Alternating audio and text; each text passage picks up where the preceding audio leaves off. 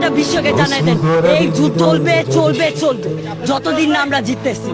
এখন যেই অবস্থা হইতেছে এটা গণতন্ত্র বলা যায় না। মানুষের ওপর যুদ্ধ হইতেছে, মানুষকে মারতেছে, এটার পর কিভাবে আমরা না বলবো যে এটা গণতন্ত্র না রণতন্ত্র? রণতন্ত্র মানে হইতেছে পুরাটা ওনারা যুদ্ধ বানায় রাখছে। সেই যুদ্ধ এবার আমরা দেখাই দেবো যুদ্ধ কাকে বলে। স্টুডেন্টদের গায়ে হাত দেওয়া, 5-6 জন স্টুডেন্ট পাড়া, এসব মেয়েরা কি পাইছে? এবার তার থেকেও বেশি জিনিস আমি দেখাবো। আমরা কি নয়তো শান্ত থাকতে মাঠে নামছি? প্রথমে শান্ত ছিলাম, শান্ত থাকতে দেন। এবার আমরা বোঝাবো যে গণতন্ত্র আর রণতন্ত্র এটার মধ্যে পার্থক্য কি আর কোনটা আমরা কোনটা বাকি পুলিশ। আমার কিচ্ছু হবে না।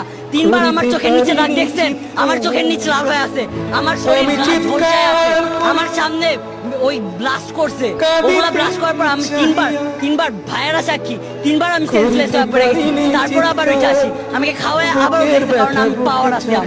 আমার বাবা মা কেউ জানে না, আমার বাবা মা এখনো বাসায়। সকালে আসার আগেও বাবা মাকে বলে আসি যে আমি যেতেছি।